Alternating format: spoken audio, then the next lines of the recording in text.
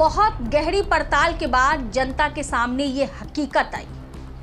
हकीकत ऐसी कि सुन के आप सन्न रह जाएंगे। आप सोचने पर मजबूर हो जाएंगे कि क्या हम जिस देश में रह रहे हैं वो सुरक्षित है। कभी पुलवामा में आरडीएक्स मिलता है तो कभी रजौली के आर्मी कैंप पर हमला हो जाता है, पठानकोट के कैंप पर दुश्मन दाखिल हो जाता है। दर्जनों ऐसी घटनाएं हैं। देश की राष्ट्रीय सुरक्षा तंत्र पर लापरवाही के नाम पर एक बड़ा प्रश्न चिन्ह लगाती है।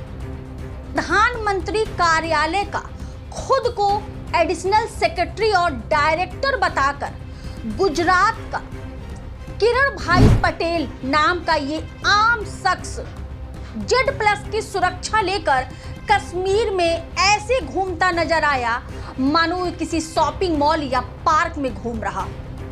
गुजरात से आए इस ठग ने आखिर पीएम मोदी के नाम का इतना बेजा इस्तेमाल कैसे कर लिया। पूरे सुरक्षा तंत्र को मूर्ख बनाता रहा और इसकी भनक भी नहीं लगने दी। काम कोई 1-2 दिन नहीं, महीनों ये सिलसिला चलता रहा।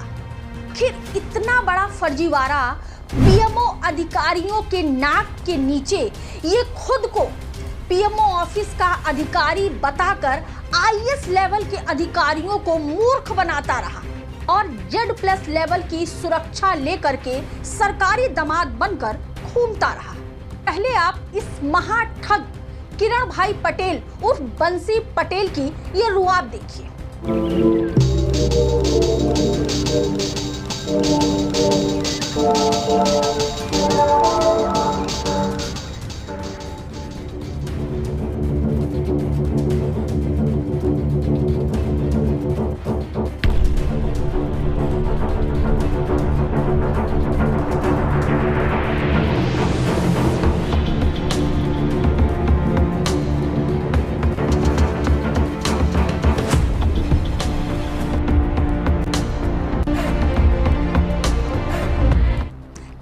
खुलेआम ऐसे संवेदनशील क्षेत्र में जहां आम आदमी को जाने की परमिशन नहीं है, वहां पर ये वीडियो बना रहा और अपने सोशल साइट यानी इंस्टाग्राम, ट्विटर और फेसबुक पर खुलेआम अपलोड कर रहा है। किरण भाई पटेल का कारनामे ने देश की राष्ट्रीय सुरक्षा एजेंसी को करारा तमाचा मारा है। राष्ट्रीय लेवल पे ये चूक हुई है। इस चूक की खबर देश की मेन स्ट्रीम मीडिया को भी है साहब, लेकिन उसने मौन धारण कर रखा। इसकी जानकारी कैसे मिली ये भी मैं आपको बताऊंगी। सबसे बड़ा चिंताजनक बात तो ये है कि पता नहीं अब तक किन किन दुश्मन देशों को कितनी खुफिया जानकारी सप्लाई कर चुका होगा। हम और आप इसके लिए बिल्कुल अनजान हैं।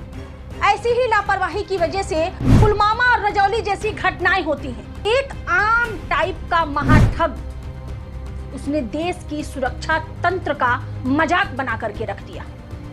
और इस ठग को क्या क्या सुविधाएं मिली थी पहले आप वो भी सुन लीजिए। Z+ लेवल की security, bullet proof Mahindra XUV, आगे पीछे जैमर युक्त गाड़ियों का जत्था जो आप वीडियो में लगातार देख सकते हैं। AK-47 से लैस सुरक्षा कर्मी इसको कवर करे रहते थे।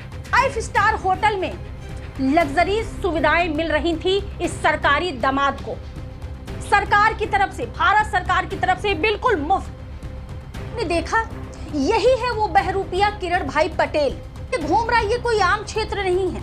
LOC, पुलवामा, पहलगांव, लाल चौक जैसी संवेदनशील एरिया है जहां की सुरक्षा करते करते हमारे जवानों की हड्डियां गल जाती हैं। वहां पर ये ऐसे घूम रहा जैसे वहां के क्लाइमेट का आनंद ले रहा है और इसके पीछे सुरक्षा कर्मियों का जत्था घूम रहा है। इसकी सुरक्षा में प्रधानमंत्री कार्यालय, गृह मंत्रालय, सुरक्षा सलाहकार अजीत डोभाल ताकते रह गए और तो और चर्चा परिचर्चा करता रहा। जम्मू कश्मीर के अफसरों से सवाल पूछता रहा, जवाब लेता रहा, कोड जो है वो अपलोड भी करता रहा अपने सोशल मीडिया से। यानी कि देश के सुरक्षा तंत्र के ऐसे संवेदनशील एरिया का वीडियो ये खुलेआम फैलाता रहा, जानकारियां देता रहा देश की सुरक्षा तंत्र को इसकी तनिक भी भनक नहीं। मेरा सवाल ये है, आप सबका भी होना चाहिए कि क्या वाकई हमारा देश और देश का सुरक्षा तंत्र सुरक्षित है? कि पुलवामा की घटना 2019 14 फरवरी हम भूले नहीं हैं, जिसमें हमारे देश के 40 जवान शहीद हो गए थे। ऐसे ही किसी लापरवाही का वो परिणाम था। फिर इसकी जिम्मेदारी कौन लेगा कि ये बहरूपिया पाकिस्तान का एजेंट नहीं था? आखिर कौन इसकी जिम्मेदारी लेगा कि ये बहरूपिया चीनी एजेंट नहीं था? फिर इसकी कौन जानकारी लेगा कि इतने दिनों तक इसने इतने खुफिया तरीके से खुलेआम ऐसे संवेदनशील क्षेत्रों की खुफिया जानकारी दुश्मन देशों तक नहीं पहुंचाई होगी? जिम्मेदारी कौन लेगा? पुलवामा में RDX कहां से आया, ये बात आज तक रहस्य बना हुआ है। ये बहरूपिया किसी राज्य के मुख्यमंत्री की तरह Z+ लेवल की सुरक्षा लेकर के देश के सुरक्षा तंत्र की धज्जियां उड़ा रहा है। किरण भाई पटेल की आप ये आईडी देखिए, इसी आईडी को दिखा दिखा कर वो अब तक देश को और देश की सुरक्षा तंत्र को मूर्ख बनाता रहा। सवाल होना चाहिए हमारा अजीत डोभाल से, इस सुरक्षा तंत्र की सिक्योरिटी पर इस ठग की पोल पट्टी तब खुली जब जम्मू कश्मीर के लोकल इंटेलिजेंस को इसके आचरण संदिग्ध लगे। उन्हें लगा कि PMO ऑफिस का कोई रिस्पॉन्सिबल ऑफिसर इतनी छिछोरी हरकत कैसे कर सकता है कि वो ऐसी संवेदनशील एरियाओं का रील बना बना करके अपने इंस्टाग्राम पर अपलोड कर रहा, अपने सोशल साइट पर अपलोड कर रहा। उन्होंने उपराज्यपाल को एक चिट्ठी लिखी।